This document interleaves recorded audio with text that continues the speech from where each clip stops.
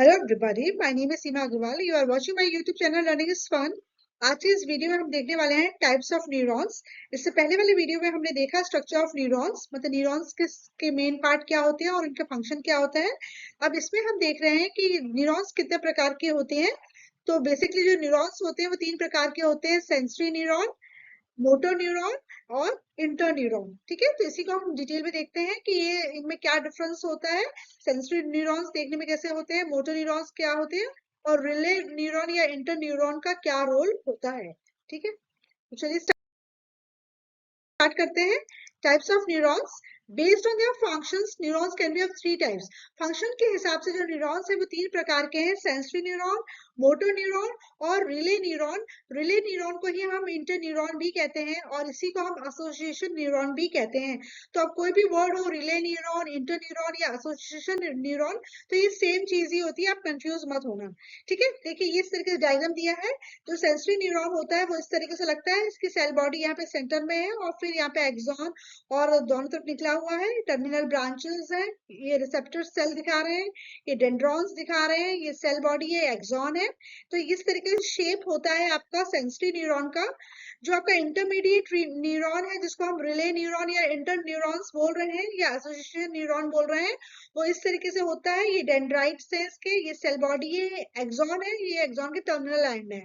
ठीक है, जो मोटर न्यूरॉन होता है उसका शेप भी इस प्रकार का होता है। आप देख रहे हो कि जो इंटरमीडिएट न्यूरॉन है वो थोड़ा शॉर्ट होता है, छोटा लेंथ है, फिर मोटर न्यूरॉन लॉन्ग है। इसमें वेल डिफाइंड आपका सेल बॉडी है, डेंड्राइट्स वगैरह है, एक्सॉन है, मतलब जो टिपिकल आपने नर्व सेल या न्यूरॉन का स्ट्रक्चर स्टडी किया था उसी तरीके से होता है। नोड्स ऑफ रेनवीयर्स दिखा रहे हैं, श्वान सेल्स दिखा रहे हैं, एक्सॉन और टर्मिनल एंड्स दिखा रहे हैं। तो फंक्शंस के हिसाब से न्यूरॉन्स होते हैं वो तीन प्रकार के होते हैं: सेंसरी, मोटर और रिले न्यूरॉन्स। और उनका शेप देखने में इस तरीके से होता है। ठीक है, ये दूसरा डायग्राम है जिसपे इन्होंने बड़े अच्छे से दिखाया है सेंसरी न्यूरॉन को, रिले न्यूरॉन को और मोटर न्यूरॉन को। जो मोटर न्यूरॉन है ये एक टिपिकल न्यूरॉन है जिसका स्ट्रक्चर हम स्टडी करते हैं। ठीक है, बाकी के दो जो न्यूरॉन्स उनका स्ट्रक्चर थोड़ा सा डिफरेंट देखने में लगता है। सेंसरी न्यूरॉन्स क्या होते हैं? These neurons carry nerve impulses from the sense organ to the brain or the spinal cord. जो सेंसरी न्यूरॉन्स होते हैं उनका काम होता है कि नर्व इम्पल्स को सेंस ऑर्गन से ब्रेन या स्पाइनल कॉर्ड तक ले जाना। ठीक है ना, इस तरह का शेप होता है। तो सेंसरी न्यूरॉन्स जो होते हैं वो सेंस ऑर्गन्स में प्रेजेंट रहते हैं और या रिसेप्टर सेल्स में प्रेजेंट होते हैं। जब रिसेप्टर सेल्स स्टिमुलस को रिसीव करता है तो एक इम्पल्स जनरेट होती है।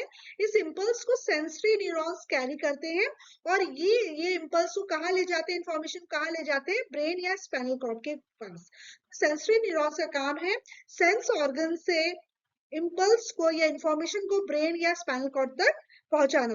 जैसे इस पहले वाले डायग्राम में आप देखो कि हाथ में जो रिसेप्टर्स हैं, इन्होंने स्टिमुलस को रिसीव किया, यानी कि इसकी हॉटनेस जो जो थी उसको रिसीव किया और इस इम्पल्स को सेंसरी न्यूरॉन्स ले जा रहे हैं स्पाइनल कॉर्ड तक, राइट। तो ये जो जो न्यूरॉन आपकी मैसेज ले जा रही है स्पाइनल कॉर्ड तक, ये न्यूरॉन जो होगी वो सेंसरी न्यूरॉन होगी।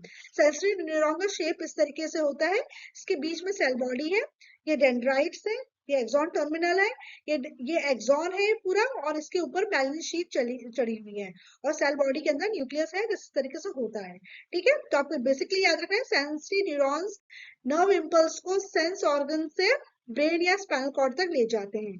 तो सेकेंड टाइप की न्यूरॉन है उसको हम मोटर न्यूरॉन कहते हैं। Motor neurons, these neurons carry nerve impulses from the brain or the spinal cord to the effector organs present in the skin, glands and muscles. जो motor neurons होते हैं वो नर्व इम्पल्सेस को brain और या spinal cord से effector organ के पास ले जाते हैं। इफेक्टर ऑर्गन आपके स्किन में प्रेजेंट हो सकते हैं, ग्लैंड भी हो सकता है कोई, या मसल्स भी हो सकता है। जैसे कि इस वाले डायग्राम में आप देखोगे कि जब इसको फायर को हैंड के रिसेप्टर सेल्स से टच किया तो सेंसरी न्यूरॉन ने इम्पल्स क्या स्पाइनल कॉर्ड तक ले गई।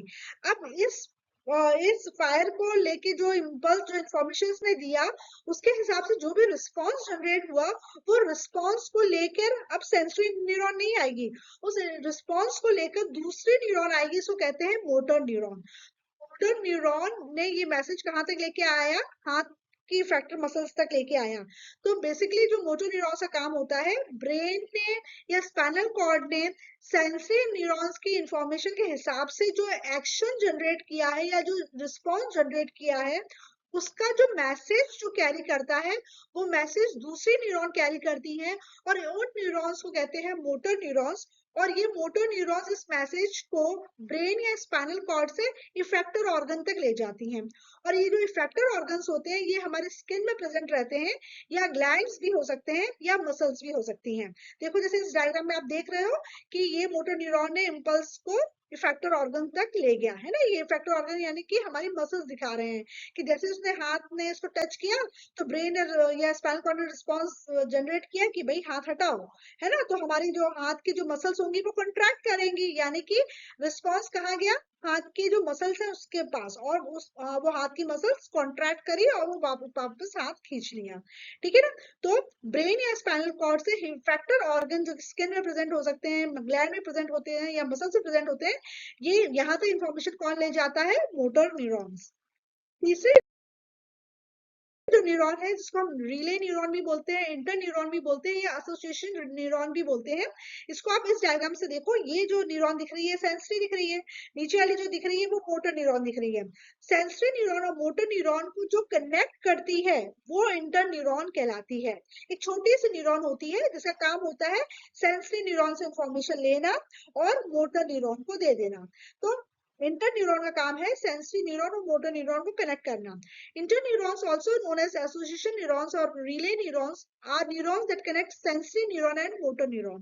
Form a nerve circuit. इस तरीके से ये इंटरन्यूरॉन सेंसरी न्यूरॉन और मोटर न्यूरॉन को कनेक्ट करके एक नर्व सर्किट बना देती है। कहाँ पर, सेंट्रल नर्वस सिस्टम में। और सेंट्रल नर्वस सिस्टम क्या है, या तो ब्रेन या स्पाइनल कॉर्ड।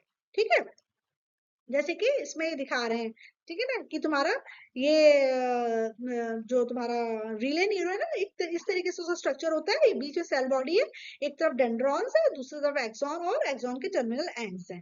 इस तरीके का शेप होता है आपके इंटर न्यूरॉन का या रिले न्यूरॉन का, है ना। जैसे ये इन्होंने बताया कि हाथ ने फायर टच किया तो सेंसरी न्यूरॉन ने ये इंफॉर्मेशन कहाँ ले गया, स्पाइनल कॉर्ड पर। स्पाइनल कॉर्ड में ये जो रेड कलर की जो दिख रही है ना, सॉरी यहाँ से देखो, ये वाला डायग्राम देखो, इसने फायर ने ये टच किया तो ये ग्रीन कलर की जो न्यूरॉन दिख रही है ना, ये सेंसरी न्यूरॉन है, क्योंकि स्किन के जो रिसेप्टर्स हैं उसमें सेंसरी न्यूरॉन्स है, उसने फायर को टच किया और ये इम्पल्स को लेके गया स्पाइनल कॉर्ड में। तो ग्रीन कलर की जो दिखा रहे हैं वो सेंसरी न्यूरॉन है। फिर स्पाइनल कॉर्ड के अंदर एक छोटा सा ब्लू पोर्शन दिख रहा है ना, ये आपके रिले न्यूरॉन है। इसने इंफॉर्मेशन सेंसरी न्यूरॉन से ली, रिले न्यूरॉन ने, और इंफॉर्मेशन किसको दे दी, मोटर न्यूरॉन को।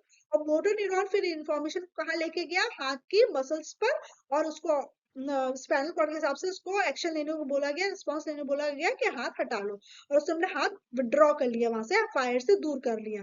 राइट। तो जो रिले न्यूरॉन था उसका बस इतना सा काम था कि इंफॉर्मेशन सेंसरी न्यूरॉन से लेके मोटर न्यूरॉन को दे दो, और जिस हिसाब से ऑर्डर तुम्हारे सेंट्रल नर्वस सिस्टम में जनरेट किए उसको आगे पास ऑन कर दो।